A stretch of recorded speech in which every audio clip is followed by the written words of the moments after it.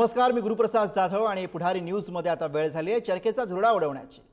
मंडळी, अभिव्यक्ती स्वातंत्र्य आणि स्वैराचार याच्या दरम्यान जी काही पुसट रेषा असते तिच्यावर अनेकदा अनेकांनी बोलून झालंय। आज पुन्हा बोलण्याची वेळ आली आहे ती कुणाल कामरा यानं उपमुख्यमंत्री शिंदे यांच्यावर केलेले विनोद आणि त्यानंतर शिवसैनिकांनी केलेली तोडफोड या सगळ्या एकूणच प्रकारामुळे अभिव्यक्तीचं स्वातंत्र्य स्वैराचाराकडे जातंय का की आपापल्या सोयीनुसार ही अभिव्यक्ती आणि हा स्वैराचार असं आजकाल ठरवलं जात आहे। मग अमका माणूस सरकारच्या जवळचा, तमका माणूस आपल्या विचाराचा, अमक्या तमक्याचा याच्याशी सख्य आहे, हा आपल्या विरोधातला आहे, तो आपल्या विरोधकांच्या जवळचा आहे, असा निकष लावून तर अभिव्यक्ती आणि स्वैराचार यातली ही रेषा मागे पुढे सरकत नाहीये ना। यावर आज आपल्याला बोलावं लागेल आणि याच विषयावरती आहे आज आपला चर्चेचा धुरळा। अभिव्यक्ती स्वातंत्र्य की स्वैराचार कोण ठरवणार?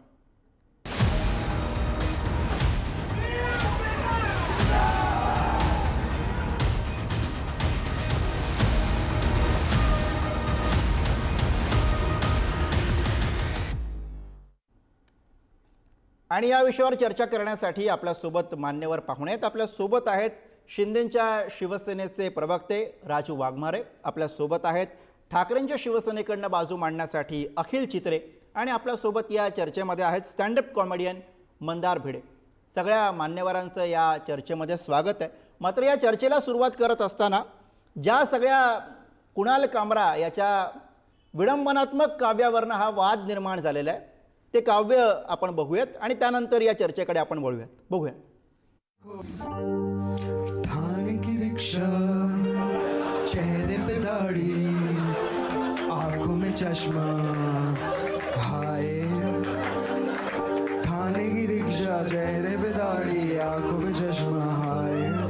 एक झलक दिखलाए कभी गुवाहाटी में छुप जाए, मेरी नजर से तुम देखो गद्दार नजर वो आए।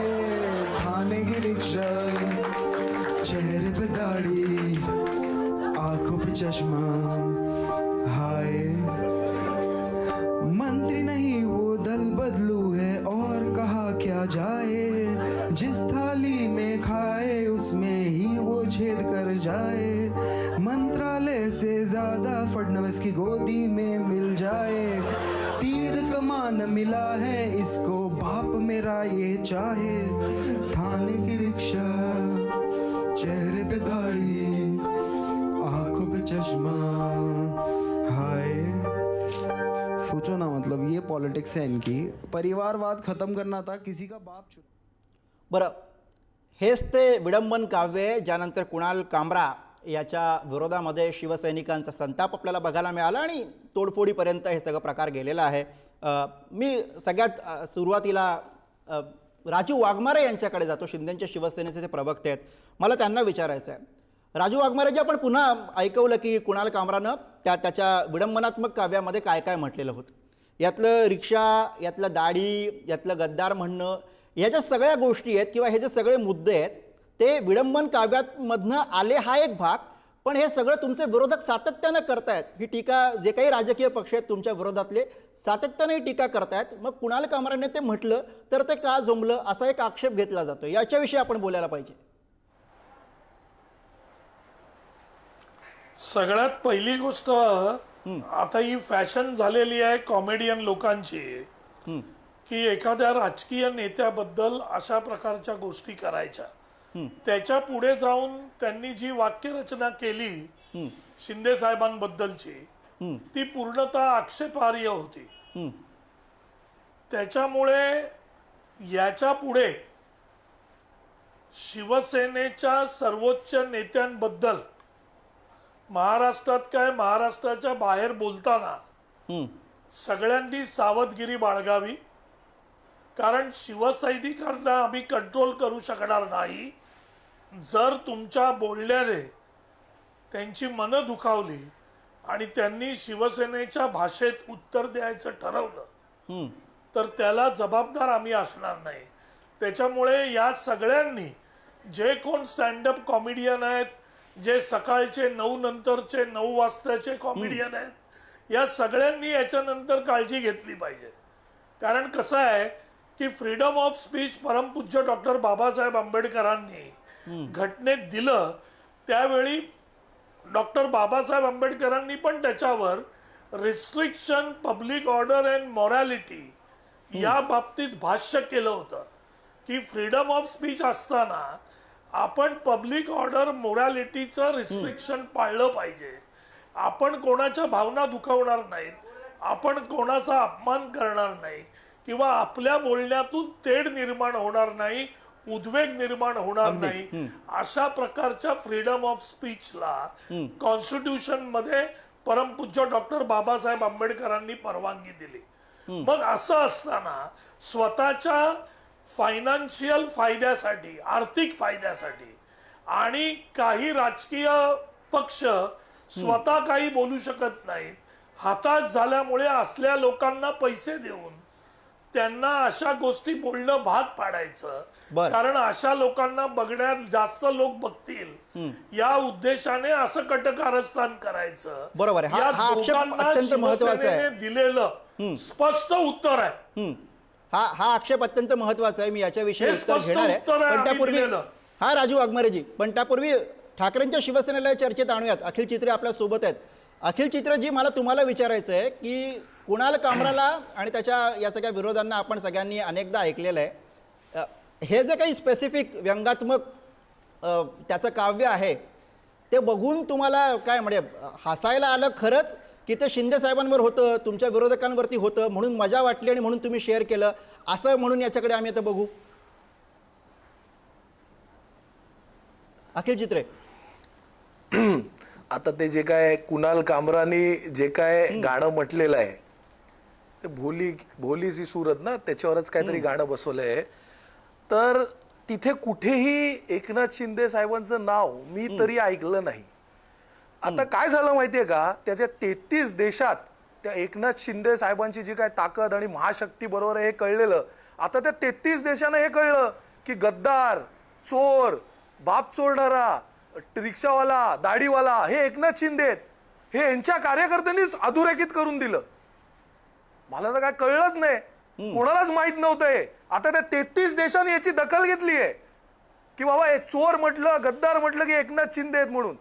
कुठेच त्या कुणाल कामरानी नाव घेतलं नव्हतं, पण ह्यांच्याच कार्यकर्त्यांनी प्रसिद्ध करून टाकलं. बर, मला तर पहिलं ह्यांचंच नवल वाटतं, यांच्या बुद्धीचं. कुठेच त्यांचं नाव घेतलं नव्हतं. म्हणजे यांच्या कार्यकर्त्यांना असं वाटतंय का की कुठे यांनी पक्ष बरं राजू वाघमारे उत्तर देतात, पटकन उत्तर द्या, मग मला भिडेंकडे असं हेनाच वाटतं का? बर राजू वाघमारे, हा त्यांना आक्षेप आहे तुम्ही म्हणताय त्यावर. काय झालं की नाही काय झालं, 33 देशांमध्ये हे पण कळलं, 33 देशांमध्ये आणि आपल्या देशामध्ये हे पण कळलं की एका कर्तृत्ववान हिंदू हृदय सम्राट आदरणीय बाळासाहेब ठाकरेंसारख्या एका थोर व्यक्तीने आणि त्याच्या विचारांना त्याच्या स्वतःच्या पोटच्या मुलाने विकलं, समोरच्यांकडे गहाण ठेवलं, बर, स्वतःच्या पदासाठी त्यांच्या तत्वाचा अपमान केला, त्यांच्या पूर्ण आयुष्याच्या कामगिरीवर बोळा फिरवला. बर, ते उद्धव ठाकरे आहेत हे 33 देशांना पण कळलं ना. आणि देशाला पण कळलं की जी व्यक्ती आपल्या बापाच्या विचारांशी गद्दारी करू शकते, बापाचे विचार स्वतःच्या पदासाठी विकू शकते, ती व्यक्ती उद्धव ठाकरे आहेत. हे पण 33 देशांना आणि बाकीच्यांना कळलं. बरं, मला कल्पना चित्रांना याच्यावरती उत्तर द्यायचं असेल, पण मी मंदार भिडेंना या चर्चेमध्ये आणतो. वाघमारेजी, मंदार भिडेंना या चर्चेमध्ये आणतो. मंदार भिडेजी, मला आपल्याला विचारायचं आहे, आता 2 शिवसेना झालेल्या आहेत, त्यामुळे अर्थात दोघांची वेगवेगळी मतं आहेत, दोघांच्या वेगवेगळ्या भूमिका आहेत. मला तुम्हाला हे विचारायचं आहे की मार्मिक या व्यंगचित्र साप्ताहिकाचा पाया ज्या मूळ संघटनेला आहे, शिवसेनेला आहे, ती संघटना आज एका व्यंगावरनं अशा पद्धतीनं तोडफोड करते. हा एक भाग, आणि एकमेकाच्या विरोधामध्ये दोन वेगवेगळी मतं 2 शिवसेनांची आपल्याला बघायला मिळतात. अनेकांना हे सगळं बघून आयरनीच्या देवाची आठवण झाली आहे. आपण एक स्टँडअप कॉमेडियन म्हणून या सगळ्या वादाकडे कसे बघता? मला असं वाटतं वाघमारे साहेब जे म्हणाले की फ्रीडम ऑफ स्पीचला पण काही लिमिटेशन्स आहेत आणि एक रेष आहे जी ओलांडली नाही पाहिजे, त्याच्याशी मी सहमत आहे.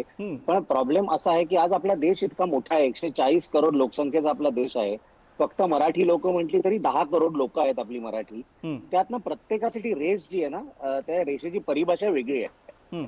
त्याच्यामुळे तुम्ही तुमचा टॉलरन्स वेगळा असेल, वाघमारे साहेबांचा वेगळा असेल, चित्रे साहेबांचा वेगळा असेल, माझा काही वेगळा असेल. त्याच्यामुळे बरेचदा असं होतं की ती जी रेष आहे ना ती डिफाईन कोण करणार. आता तुम्ही जर तो कार्यक्रम बघितला, तुम्ही ती जी क्लिप जी दाखवली, आता त्या क्लिप मध्ये एक परफॉर्म करणारा माणूस आहे आणि ऑडियन्स मध्ये जे काही 80-100 लोक तिकडे मावतात त्या व्हेन्यूला ते बसलेले आहेत. बरोबर. आणि त्या लोकांच्या प्रतिक्रिया आहेत. आता ते बरोबर की चूक ह्याच्यावर मी कमेंट नाही करणार, पण तो ज्या लोकांसाठी करत होता त्या लोकांना ते साधारण ते एन्जॉय करत होते असं दिसत होतं. आता दुसरी गोष्ट ही आहे की काल मी काही व्हिडिओ बघितले त्या व्हेन्यूवरचे की जो एक मॉब आहे तो गेला तिकडे आणि ते तिकडच्या कर्मचाऱ्यांची भांडत होते की 2 तासापूर्वी आलेला व्हिडिओ आहे, त्याच्यामुळे तो कलाकार इथेच असेल. तर मला एक थोडीशी ना क्लॅरिटी ही द्यायची की क्रिकेट मॅच सारखं स्टँडअप कॉमेडी कधी लाईव्ह स्ट्रीम होत नसतं. हा जो व्हिडिओ आहे हा फार कधीतरी आधी रेकॉर्ड केला असेल, कारण शो संपल्यानंतर ना साधारण ते जे फुटेज असतं ना, जे कॅमेऱ्यातनं रेकॉर्ड केलेलं असतं तेच कॉपी करायला 2 ते 3 तास लागतात.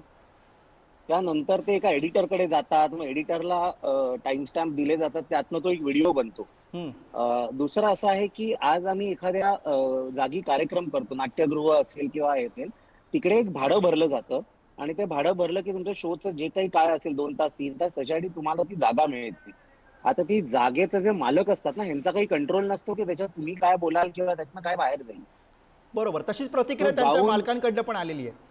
बरोबर. सो जाऊन जागा तोडणं ह्यानी काय होतं ना की जसं वाघमारे साहेब म्हणे की हे स्टँडअप कॉमेडियन, तर वाघमारे साहेब पहिले तर सगळे कॉमेडियन असं करत नाहीत. पारिवारिक कॉमेडी करणारेही बरेच कॉमेडियन आहेत आपल्या देशात आज, ज्यांनी गेल्या कितीतरी वर्षात कोणाच्या भावना दुखवल्या नाहीत असेही लोक आहेत.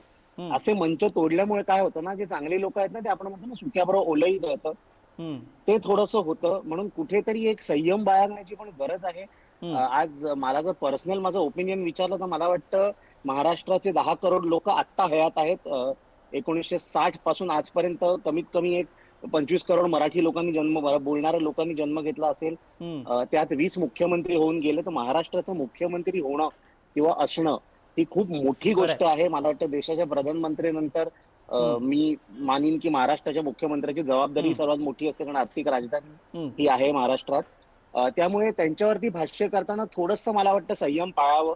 आपल्या बरोबर घरातल्या आहे. ते संयम- मोठ्यांसारखे असतात, ते कोणत्याही पक्षाचे असू देत. महाराष्ट्राचे मुख्यमंत्री म्हणजे आज आपले प्रतिनिधी आहेत, आपल्या 10 करोड मराठी लोकांचे प्रतिनिधी आहेत.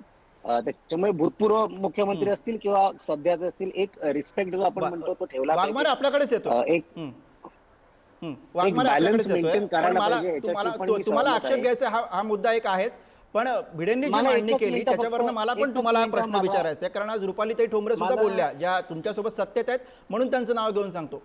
त्यांचं असं म्हणणं आहे मला की एक- आपण जर का सत्तेचा भाग आहोत तर आपल्याला तोडफोड करण्याची काय गरज आहे.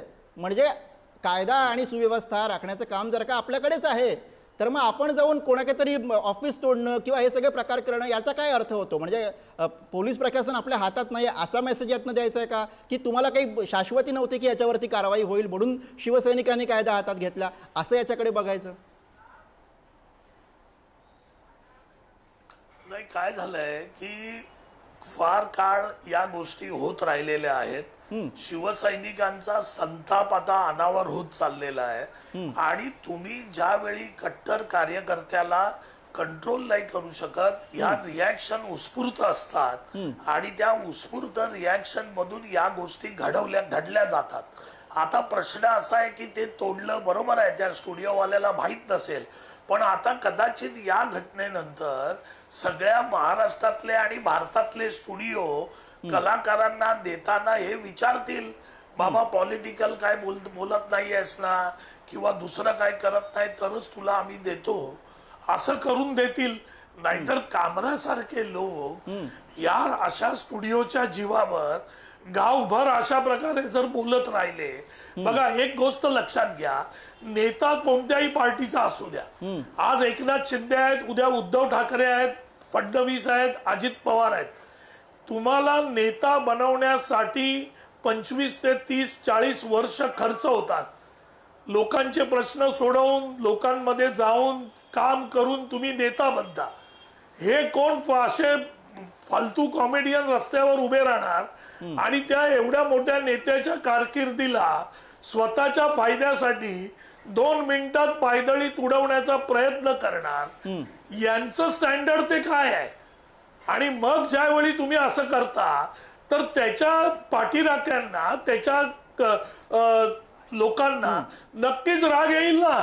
मागे ज्यावेळी त्या नवनीत राणांचा हनुमान 40चा प्रश्न होता त्यावेळी उबाटाचे कार्यकर्ते रस्त्यावर उतरले होते ना, मयूर ह्याच्या सरदेसाईच्या नेतृत्वाखाली. त्यावेळी ते कसे उतरले? त्यांना, कारण प्रत्येक नेत्याबद्दल ज्यावेळी तुम्ही वागता त्यावेळी त्या लोकांना तुम्ही कंट्रोल कसं करणार? बरोबर. आणि जे अखिल चित्रे, भिडे साहेब म्हणतायत, अखिल चित्रे, की जी राजू पुसटची वाघमारे जे लाईन बोलतायत, आहे, अखिल चित्रे, राजू वाघमारे जे बोलतायत, उद्धव ठाकरे ज्या काळात मुख्यमंत्री होते त्या काळातली अनेक उदाहरणं देता येतील. तेव्हा तुम्ही वेगळ्या पक्षात होता, तो भाग सोडा.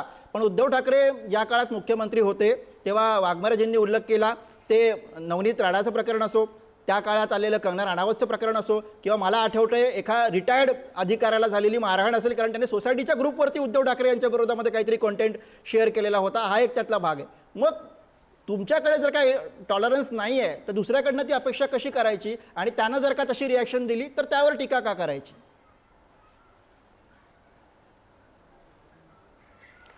बरं, पहिलं मला जे आधी तुम्ही बोलायला नाही दिलं ते मी आधी कंप्लीट करतो. काय आहे, कट्टर बाळासाहेबांचे विचार, हे जे काय शिंदे गट वारंवार सांगत असतं, तुम्ही जर एक यादी काढली ना तर तुमच्या लक्षात येईल त्यांचे जे कोण नेते पण आहेत ना ते पण कधी शिवसेनेत नव्हते.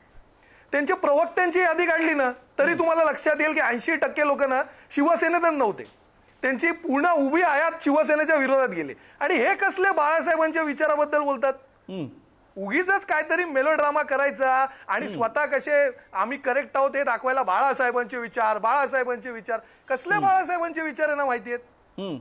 काही बाळासाहेबांचे विचार वगैरे पण नाही, तो मुद्दा वेगळा. नेत्याबद्दल बोललं की कार्यकर्त्याला राग येतो, नेत्याबद्दल बोललं की कार्यकर्त्याला राग येतो, तोडफोड हे करायला गेले अनुभवलेलं आहे नव्हते. ना. ठाकरेंच्या काळामध्ये पण अनुभवलेलं आहे. याच्याविषयी आपल्याला मांडणी करावी लागेल. चित्रे, त्याच्यावर बोलतोय ना मी आता. तुम्हाला त्याचं दुसरं उत्तर देतोय मी बोला. की कंगना रनौतचं तुम्ही उदाहरण दिलं तर तिच्या कंगना रनौत यांच्या घरावरती जे काय झालं, शिवसैनिकांनी जाऊन तोडफोड नाही केली, बरं, महानगरपालिकेने केली. त्यांचा इलिगल होता स्ट्रक्चर. ती आता हे सुलभ बुद्धीने तोडतात की नव्हती. नाही नागपूरला? सगळीकडे ती जिथे सुलभ आरोपी बुद्धीने पकडले नव्हती. जातात त्यांच्या घरावर फिरवतात ना बुलडोजर. पण मग तिथे मारायला शिवसैनिक गेले होते. रिटायर्ड आता महानगरपालिकेच्या जर ते निदर्शनास आलं की ते इलिगल आहे, आज केलं की नाही? हॅबिटॅटवर तोडलं की नाही? हॅबिटॅटवर गेलं की नाही तोडफोड करायला? महानगरपालिका गेली ना, महानगरपालिका पण आज गेली. हो, पण ते मी तुम्हाला आणखी 2 प्रकरणं सांगतोय. महानगरपालिका पण आज पण गेली. मी तुम्हाला शिवसैनिकांनी केलेली प्रकरणं सांगतोय. चित्रे, उद्धव ठाकरे मुख्यमंत्री सांगा ना. असतानाच्या काळात ती प्रकरणं सांगतोय. सांगा. मी तेच विचारतोय ना तुम्हाला, ज्यांना शिवसैनिकांनी मारहाण केली, उद्धव ठाकरे यांच्याविषयी पोस्ट केली म्हणून, त्याचं मग मी काय? तुम्हाला मग उत्तर तिथे ती देत रिॲक्शन असताना होती ना. मी तुम्हाला उत्तर देत असताना तुम्ही मला थांबवताय. मी मग तुम्ही उत्तर देत वेगळ्या असताना प्रश्नावरती तुम्ही मला उत्तर थांबवताय. देताय. कसं मी उत्तर बरं देतोय. चित्रे, तुमच्या मला कुठच्याही- भिडेंकडे जायचंय, मला कुठच्याही मंदार प्रश्नाला भिडेंकडे बदल जायचंय. देत नाहीये. बरं, बोला. तुमचा मुद्दा असेल तर पूर्ण करा. बोलू? हा, पूर्ण करा. हा, तर मी बोलतच होतो. तुम्ही पहिला सांगितलं कंगना रनौतचं, ते मी क्लिअर केलं. दुसरं तुम्ही काय एक सांगा, मी उत्तर देतो तुम्हाला. मी बघा सोसायटीच्या व्हॉट्सअप काळजी करू उद्धव नका. ठाकरे मुख्यमंत्री असतानाच्या काळात एका रिटायर्ड अधिकाऱ्यानं बरं. काही फोटो शेअर केले होते, ज्याच्यानंतर शिवसैनिकांनी राज्यभर भेटला का हा विषय? एकाच्या हा कानाचा विषय पडदा फाटला होता. मी जरी त्या पक्षात नव्हतो एकाच्या तरी कानाचा मला पडदा फक्त फाटला इतकं होता. सांगा, मग तुम्ही मला फक्त इतकं सांगा, तो विषय नॅशनल इश्यू झाला का? हो. राज्यभर पेटला का तो पण विषय? नैतिकतेचा मुद्दा आहे की तिथल्या नाही? तिथे दुसऱ्यावर टीका सोसायटीमध्ये करताना त्यांच्यामध्ये नैतिकतेचा मुद्दा गुन्हा असेल की दाखल नाही? झाला सोडून द्या. का? सोडून राज्यभर द्या. सगळीकडे तुम्ही त्या पक्षात आंदोलन नव्हतात. आज हे जसे काय तुम्ही त्या पसरत पक्षात आहे नव्हतात. तसं राज्यभर तुमच्याकडे नोंद पसरलं नसेल, का? सोडून द्या. अखिल चित्रे, तुम्ही तेव्हा त्या पक्षात नव्हतात, वेगळ्या पक्षामध्ये होतात, सोडून द्या. मी भिडेंकडे दुसऱ्या जातो. पक्षात असल्यामुळे काय पक्षात चला, चालतं ते तुम्ही स्वतः दिसतं मान्य बाहेरून. केलं म्हणून मी पुढे जातो. तुम्ही स्वतः मान्य केलं म्हणून मी पुढे जातो. भिडेंकडे मला मी बोलू का? जायचंय. मंदार भिडे सेन्सॉरशिप बद्दल वाघमारेजी पटकन मुद्दा. मला भिडेंकडे जायचंय, महत्वाचा प्रश्न आहे.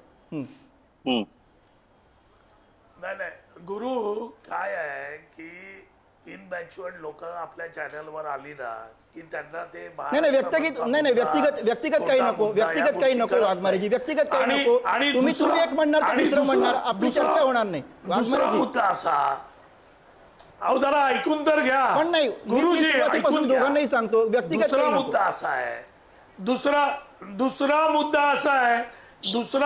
असा आहे की पक्षाचे प्रवक्ते, पक्षात आलेले नेते ज्या दिवशी प्रवेश करतात त्या दिवशी पक्षाच्या घटना, पक्षाचं तत्वज्ञान, पक्षाची पूर्णपणे मांडणी या बाबतीत ते तयार होऊन त्या पक्षाची भूमिका मांडतात. त्याच्यामुळे ते आल्यानंतर ते आत्ता आले आणि बाळासाहेबांचे विचार हे कसले सांगणार. अहो हे बोलतच हे विचार नाही मांडले, म्हणून शेवटी शिंदेंनी पूर्ण पक्ष हा शिवसेना त्यांच्या हातात गेला आणि यांच्या हातात आग लावण्याची मशाल राहिली. कारण बाळासाहेबांचे विचार काय आहेत म्हणजे तुम्ही मूळ काँग्रेसी विचारात आल्यानंतर सुद्धा आज ज्या ठामपणे बाळासाहेबांचे विचार मांडताय ते बघून तुम्ही जे म्हणता त्याच्यावरती विश्वास बसावा, असं सगळं आहे वाघमारेजी. मला मंदार भिडेंकडे जायचंय, मला मंदार भिडेंना हा प्रश्न विचारायचा आहे. भिडेजी, वाघमारेजी म्हणाले त्याबद्दल सहमत आहे की ज्या पद्धतीनं एखाद्या मुख्यमंत्री राहिलेल्या किंवा तत्सम कुठल्याही महत्त्वाच्या पदावर आलेल्या व्यक्तीविषयी बोलताना तारतम्य बाळगलं पाहिजे, त्याचं भान ठेवलं पाहिजे, आपणही मांडणी केलं. पण जी भाषा राजकारणी मंडळी वापरतात एकमेकांविषयी बोलताना आणि टीका टिप्पणी करताना, त्याच्यावरही प्रामुख्यानं सेन्सॉरशिप असायला हवं आणि त्यासाठी ही राजकीय मंडळी सुद्धा आग्रही असायला हवीत, असंही आपल्याला वाटतंय का? नाही, मला आधी तर एक विनंती करायची तुमच्या न्यूज चॅनलच्या मार्फत की बरेचदा असे डिस्कशन होतात ना, तेव्हा जो मुद्दा डिस्कस होतोय त्याच्यावरतीच राहावं. उगाच त्याला 10 फाटे फोडले तर काय होतं ना, जो डिस्कस करायचा मुद्दा आहे तो राहून जातो बाजूला आणि वेगळ्या टँजेंट मध्ये डिस्कशन निघून जातं. मला असं एक गोष्ट हेही मला विचारायची मान्यवरांना की कालचे मी काही व्हिडिओ बघितले, तर काल जेव्हा ती मंडळी पोहोचली तिकडे त्या हॅबिटॅटला, तेव्हा एक कोणत्या तरी कलाकाराचा शो चालू झाला होता का चालू होणार होता आणि त्या ऑडियन्स मध्ये काही बायकाही बसल्या होत्या आणि काही मुलीही बसल्या होत्या आणि त्यांच्या देखत कार्यकर्त्यांनी आई बहिणीवरच्या शिव्या वगैरेचा वापर केला. तर हे अश्लीलता नाहीये का, किंवा हे आक्षेपार्ह वागणूक नाहीये काही? तर मग ह्यांच्यावर काय ऍक्शन घेतली जात नाही? आणि हे जे हाय मॉरल स्टँडर्डची अपेक्षा जी आहे ही फक्त कलाकारांकडूनच काय? कारण आमचं जे काम आहे ना ते एक लक्झरी आहे. तुम्ही टीव्ही बंद केला, आमचं बंद होतं कारकीर्द आमची तिकडेच. राजकारण जे आहे ना हे मूलभूत गरज आहे आज आमची. आज राजकारणाशिवाय आम्ही जगू शकत नाही. अगदी त्याच्यामुळे मला वाटतं जे हाय स्टँडर्डची अपेक्षा टॉप डाऊन यावी, की एक आदर्श वागणुकीचं उदाहरण वरून यावं आणि समाज अगदी रास्त मुद्दा आहे. चित्रे आपण बोला, माझ्याकडे शेवटची 2 मिनिटं आहेत. चित्रे आपण बोला.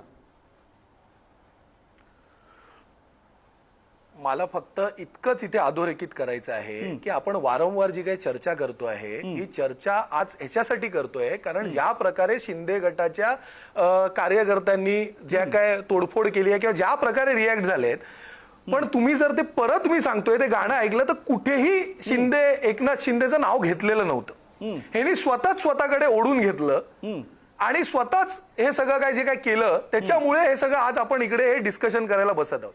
राहिला मुद्दा क्रमांक दुसरा, जे काय यांचे कार्यकर्ते अटक झाले आहेत.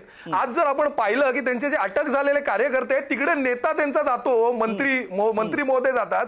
मी इतकी आंदोलनं केली आहेत, आम्ही अटक झाल्यानंतर आमचे नेते आल्यानंतर आम्ही कुठल्याही कॅमेऱ्यासमोर उभे राहायला पोलिसांनी आम्हाला ठेवलं नाही. पण आज तुम्ही जर पाहिलं तर त्यांचे अटक झालेले सगळे अरेस्ट आहेत म्हणे आणि तिकडे मंत्र्यांबरोबर उभे आहेत. तर हे स्टेट स्पॉन्सर्ड होतं का? तर अशा प्रकारे स्टेट स्पॉन्सर त्यांनी करू नये. मग शिवसैनिक म्हणतात ना स्वतःला बाळासाहेबांचे, तर शिवसैनिकांसारखे वागावं आणि केसेस अंगावर घ्यायला घाबरू नये. मग हिंमत असेल तर मतदारसंघात लढावं. वाघमारेजी,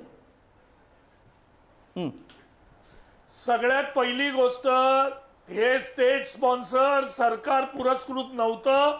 ही नॅचरल रिॲक्शन आहे शिवसैनिकांची आणि अशाच प्रकारची रिॲक्शन याच्यानंतरही अनुभवायला मिळेल जर आमच्या नेत्याबद्दल आक्षेपार्ह विधानं झाली, फ्रीडम ऑफ स्पीचचा दुरुपयोग केला. तर आता जे झालंय त्याच्यापेक्षा वेगळं काहीतरी पण शिवसैनिकांकडून होऊ शकतं. याची दखल महाराष्ट्राने घ्यावी बर. असा पक्षाचा मुख्य प्रवक्ता म्हणून मी सांगू इच्छितो, ही शिवसेनेची भाषा आहे. आम्हाला डिवचायला जाऊ नका, आम्ही कोणाला डिवचत नाही, बर. पण जर गेलात तर परिणाम भोगायला तयार राहा. ती जबाबदारी बर. तुमची स्वतःची. असा आपण इशारा, पक्ष म्हणून आपण असा इशारा देताय.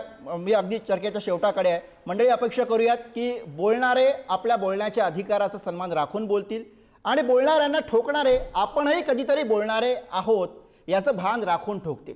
कारण शेवटी आपण सगळेच या देशाचे नागरिक आहोत. त्यामुळे आपल्याला संविधानाने दिलेले काही अधिकार आणि कर्तव्य सारखीच आहेत, हे विसरून कोणालाही चालणार नाही. त्यामुळे संविधान हातात घेऊन फोटो सेशन करण्यापेक्षा संविधान डोक्यात ठेवून मांडणी करण्याकडे कल वाढेल, तो वाढायला हवा. हीच या निमित्तानं अपेक्षा. आजच्या चर्चेसाठी सगळ्या मान्यवरांनी आपल्याला वेळ दिला त्याबद्दल सगळ्या मान्यवरांचे आभार. आणि यासह चर्चेच्या धुरळ्यामध्ये आज आपण इथेच थांबतोय. बघत राहा पुढारी न्यूज.